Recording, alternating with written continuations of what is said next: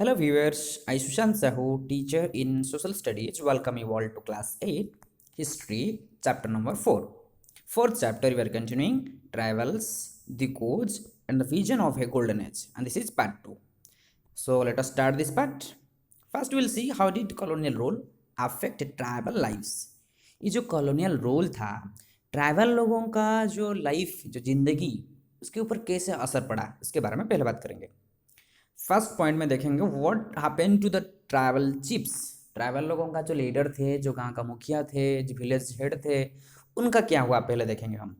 First point में before the arrival of British, arrival जो मतलब ब्रिटिश लोग जब नहीं आए थे उस समय में ट्राइबल चिप्स बहुत इंपॉर्टेंट रोल प्ले करते थे, बहुत इंपॉर्टेंट पीपल थे और उनके पास बहुत सारे पावर था, इकोनॉमिक पावर था, एडमिनिस्ट्रेटिव पावर था और उसी जगह के ऊपर कंट्रोल करने का, उसी एरिया के ऊपर कंट्रोल करने का वो भी पावर था। कहीं कहीं जगह में देखा गया है खुद का पुलिस भी रखते थे और डिसाइड करते थे, local rule and forest management वो सब करते थे। पर जब ये ब्रिटिश रूल आया, जो कॉलोनियल रूलर्स आए, the functions and the powers of the tribal chiefs changed considerably. जो ट्राइबल चिफ्स लोगों का इतना सारा पावर था वो सब रिड्यूस कर दिया गया, चेंज कर दिया गया। 5 नंबर पॉइंट में बताया जा रहा है, दे ऑल्सो हैड टू पे ट्रिब्यूट द ब्रिटिश। उन लोगों को जो ट्राइबल चीफ थे उनको कुछ पैसा देना पड़ा ब्रिटिश लोगों को, और क्या करना पड़ा, डिसिप्लिन करना पड़ा ट्राइबल्स ग्रुप को on the behalf of Britishers. British लोगों की तरफ से ट्राइबल लोगों को डिसिप्लिन करना पड़ा। और क्या हो रहा है, उनके पास जो अथॉरिटी था ट्राइबल लोगों के पास वो सब चला गया, जो सब पावर उनके पास था। 7 नंबर पॉइंट में बताया जा रहा है कि they are unable to fulfil their traditional functions. Traditionally पहले से जो उनका फंक्शंस करते आ रहे थे वो भी उनको खोना पड़ा। नेक्स्ट हम बात करेंगे what happened to the shifting cultivators. जो कल्टीवेटर्स, जो किसान, जो फार्मर्स या जो पीजेंट्स शिफ्टिंग कल्टीवेशन करते थे उनका क्या हुआ।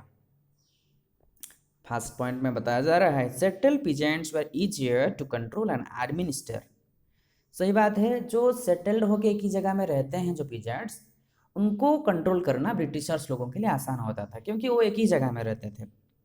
पर बाकी जो हैं, जो घूम घूम के एक जगह से दूसरा जगह ऐसे जाके जो कल्टीवेशन करते थे, जो कि झूम कल्टीवेशन हम कहते हैं या शिफ्टिंग कल्टीवेशन कहते हैं, उनको कंट्रोल करना थोड़ा प्रॉब्लम था।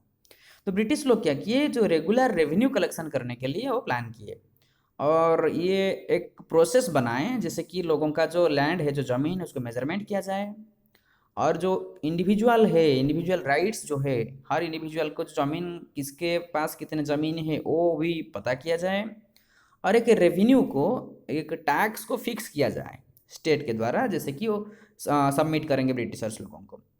और इसमें बताया गया है जो पीजेंट्स होते थे उनमें से किसी को लैंड ओनर्स बताया गया और बाकी सारे लोगों को टेनेंट्स, तो उनको फॉलो करेंगे। 4 नंबर में देखा कि जो झूम कल्टीवेटर्स इन नॉर्थ ईस्ट इंडिया में जो हुआ, उनके जो ट्रेडिशनल, उनका जो कल्चर था, उनका जो पैटर्न ऑफ लिविंग था, जो लाइफस्टाइल था, उनको कुछ अलाउ किए ब्रिटिशर्स लोग। इसीलिए अलाउ किए कि फॉरेस्ट में जो लकड़ी काटना हो या फॉरेस्ट प्रोडक्ट जो कुछ लाने के लिए हो, वो सब उनका मदद करते थे, ट्राइबल्स लोग मदद करते थे, इसलिए उनको कुछ रिलैक्सेशन दिया गया था। इसमें बताया गया कि the Britishers had to ultimately allow them right to carry on shifting cultivation in some part of the forest. उनको भी अलाउ किए, जो जंगल का कुछ हिस्से में उन लोगों को बताया कि आप लोग कल्टीवेशन कर सकते हो, क्योंकि वो लोग ब्रिटिश लोगों को मदद करते थे।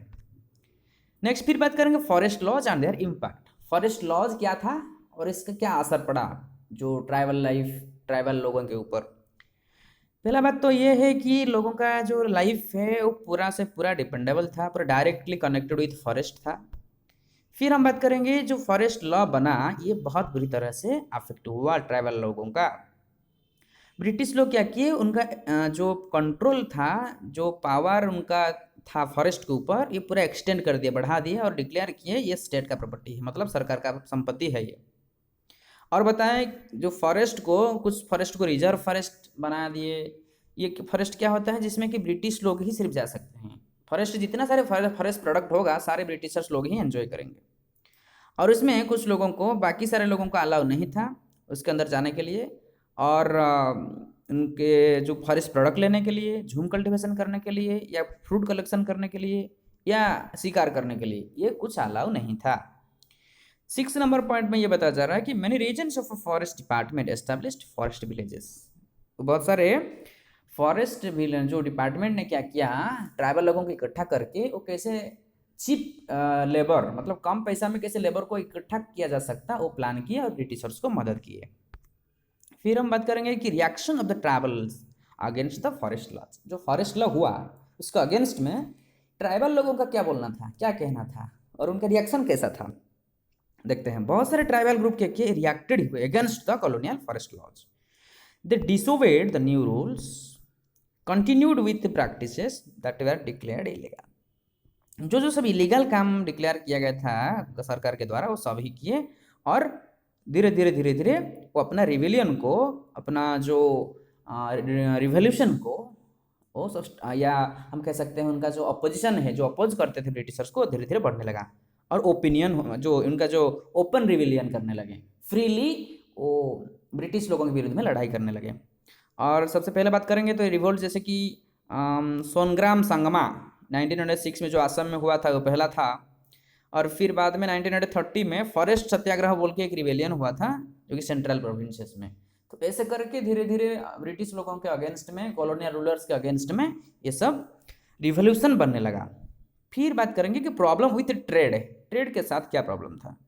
19वीं सेंचुरी के समय में जो ट्राइबल ग्रुप थे वो जो क्या करते थे, उनका जो जगह को कुछ ट्रेडर्स आते थे बाहर से, कुछ मनी लेंडर्स, ट्रेडर्स मतलब जो बिजनेस मैन होते हैं, मनी लेंडर्स जो होते हैं जो पैसा देते हैं लोगों को, महाजन कह सकते हैं। उसके बाद जो सोचो कि वो 500 रुपया दिए हैं किसी को लोन, जब रिटर्न करेंगे 550 लेंगे, थोड़ा एक्स्ट्रा इंटरेस्ट करके लेते थे।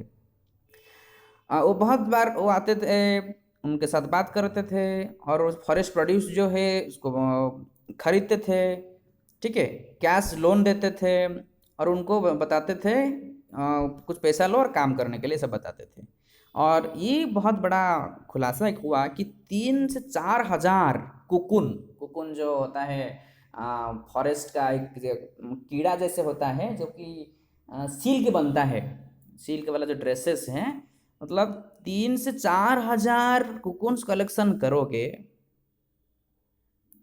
सॉरी ये उल्टा हो गया, थाउजेंड्स ऑफ कुकुन्स, 1000 कुकुन को 3 से 4 रुपया उनको देना पड़ता था। मतलब यू जस्ट कैलकुलेट, 1000 कलेक्शन करेंगे तो हमको सिर्फ 3 या 4 रुपया मिलेगा।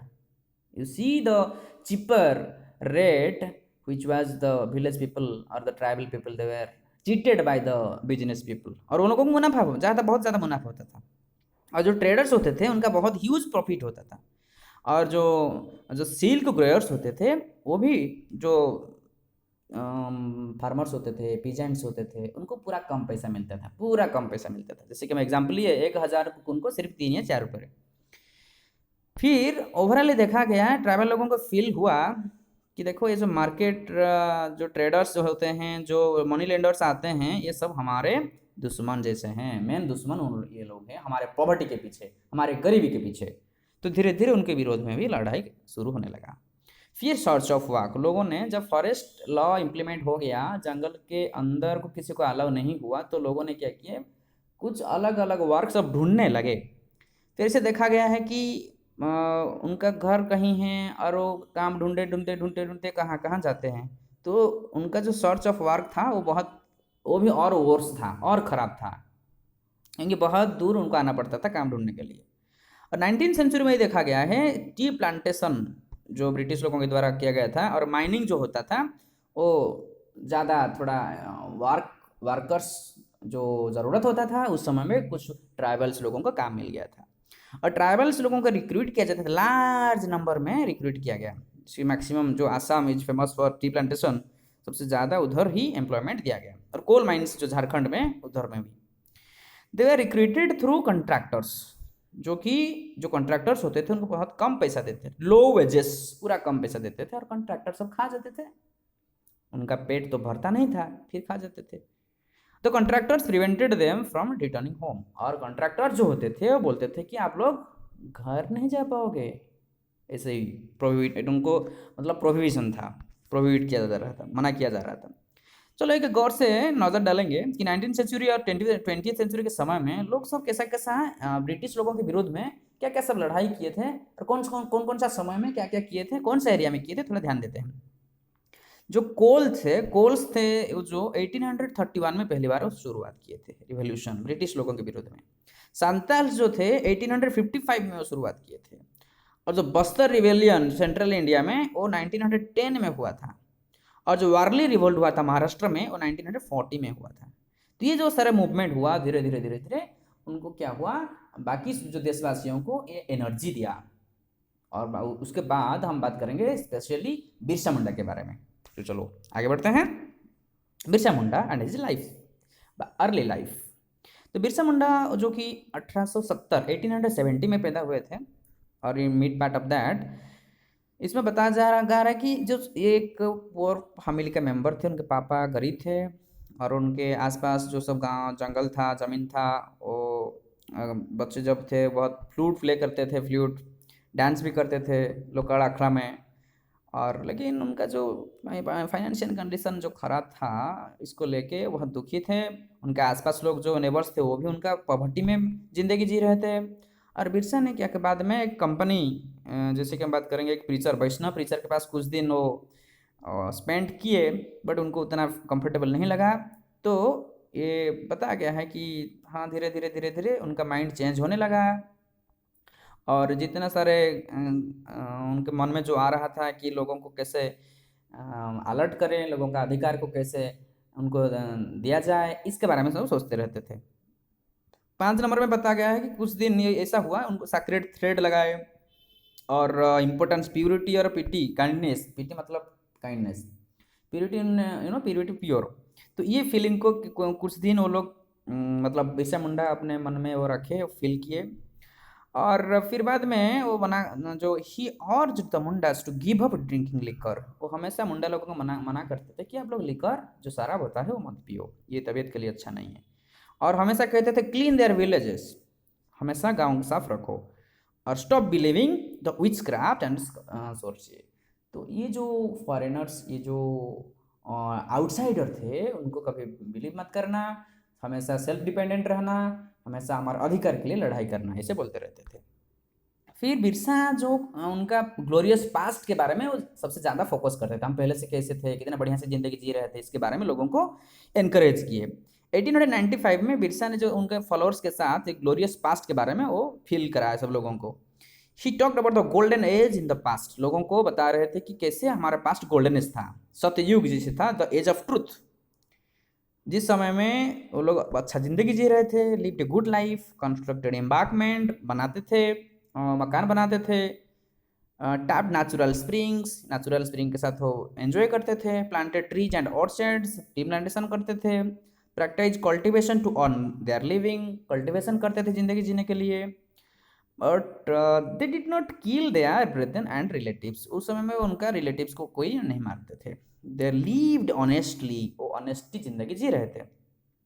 Birsa also wanted the people to once again work on their land, वो चाहते थे कि और एक बार उनका जो रिश्तेदार है, उनका जो पड़ोसी हैं, जो नेबर्स हैं, और एक बार उनके ज़मीन में काम करें और सेटल हो जाए उसी जगह में, और कल्टीवेट करे, उनका जो ज़मीन है, उनका जो लैंड है वो कल्टीवेट करे और एक बार पुराना वाला ज़िंदगी लौटाएं।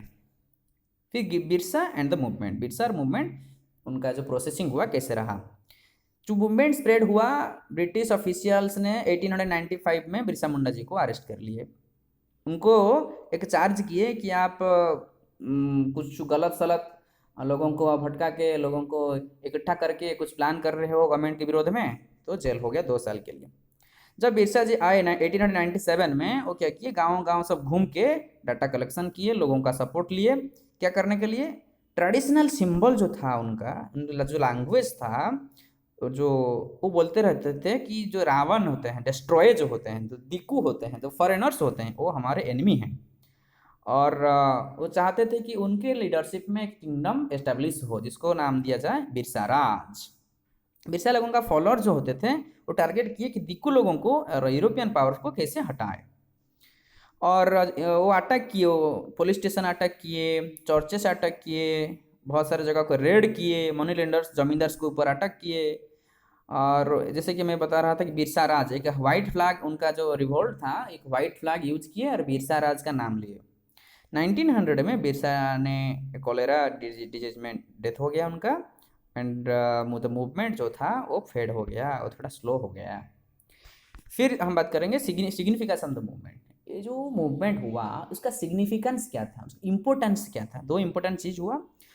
जो पहला वाला है, ये जो कॉलोनियल गवर्नमेंट के विरोध एक लड़ाई लड़ा जा सकता है, लैंड को लेके, जमीन को लेके ट्राइबल एक लड़ाई लड़ सकते हैं, ये एक कॉन्फिडेंस दिया लोगों को। It force the colonial government to introduce laws. Government को फोर्स किया कि नहीं, जमीन के बारे में लॉ इंट्रोड्यूस होना चाहिए, जरूरी है। The tribals could not easily taken over by dikus, जैसे कि इजीली ट्राइबल से दिक्कू नहीं ले पाएंगे जमीन। दूसरा बात यह है, it showed once again that the tribal people had the capacity to protest against injustice. ये और एक एग्जाम्पल हुआ कि जो इनजस्टिस है, जो अन्याय है, इसको विरोध कैसे लड़ सकते हैं, लोगों को इकट्ठा करके, लोगों का इंकरेजमेंट को इकट्ठा करके। वो एक एग्जाम्पल था। Express their anger against colonial rule, और कॉलोनियल रूल का अगेंस्ट में कैसे लड़ सकते हैं, वो एक एग्जाम्पल था। So dear viewers, this is all about the portion. The chapter gets over here. Once again, we'll meet in the next video, next portion. Till that, take care of your studies. Thank you all.